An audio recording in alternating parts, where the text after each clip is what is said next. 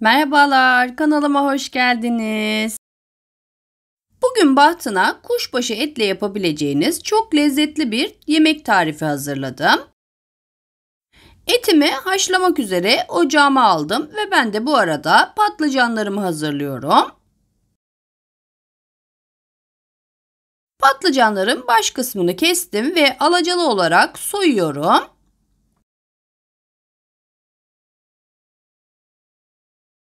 Patlıcanların büyüklüğüne göre 3 veya 4 eşit parça olacak şekilde iri iri patlıcanlarımı kesiyorum.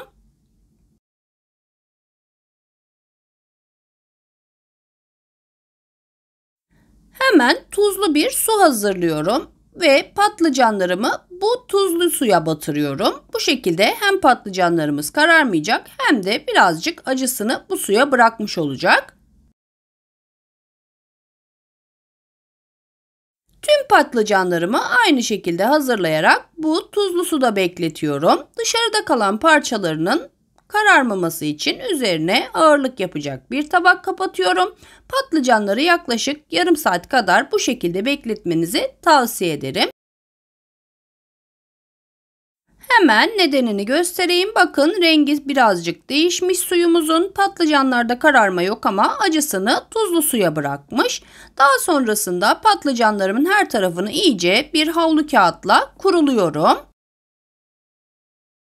Tüm patlıcanları kuruladığınızdan, nemli, ıslak kalmadığından emin olmanızı tavsiye ederim. Daha sonrasında hazır olan patlıcanlarımı ön pişirme işlemi için ocağıma alıyorum.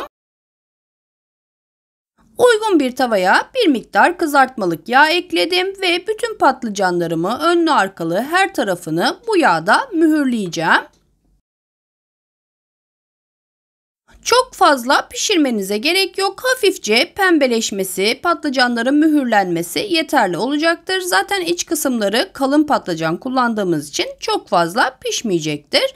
Pişen patlıcanlarımın fazla yağını süzdürmek için havlu kağıt koydum. Bir tabağa alıyorum. Patlıcanlarım bir kenarda dinlene dursun. Ben de yemeğimin sosunu hazırlıyorum. 4 tane büyükçe domatesi rendeledim ve hemen bir sos kabına aktarıyorum. 7-8 diş de sarımsağı hemen domatesin üzerine doğruyorum.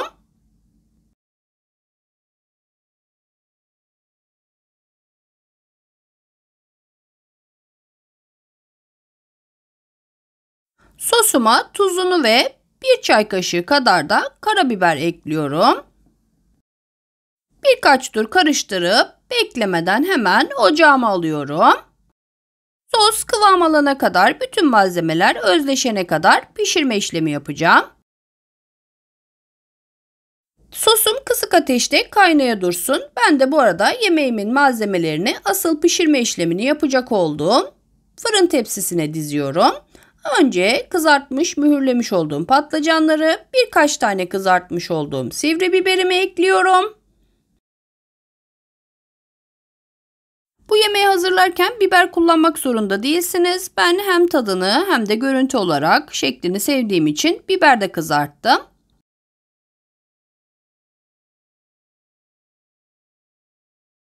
Sebzelerimin üzerine de kaynayıp kıvam alan domates sosumun bir kısmını boşaltıyorum.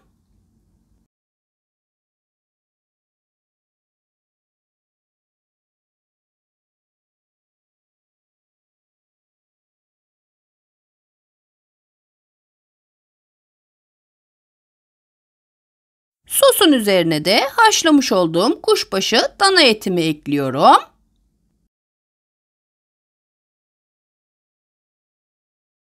İki üç kepçe kadar da etlerin haşlama suyundan ekliyorum yemeğime.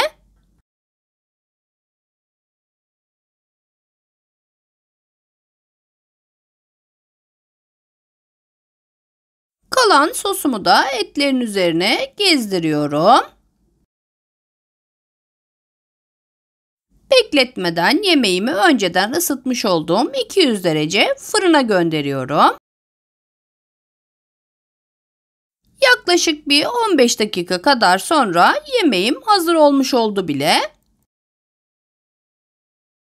Şu şekilde yakından da göstereyim ve hemen servisine geçiyorum yemeğimin.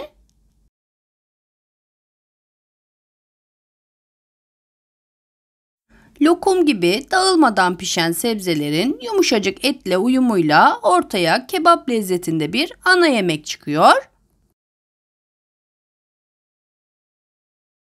Kıvamını ve pişme ayarını da yakından göstermek istiyorum.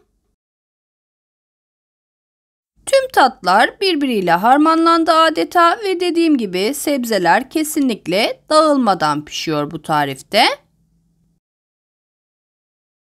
Kebap lezzetinde ve kolayca pratik bir şekilde hazırlayabileceğiniz bu ana yemek tarifini mutlaka denemenizi tavsiye ederim. Bugünlük benden bu kadar. Başkaca videolarda görüşmek üzere. Hoşça kalın.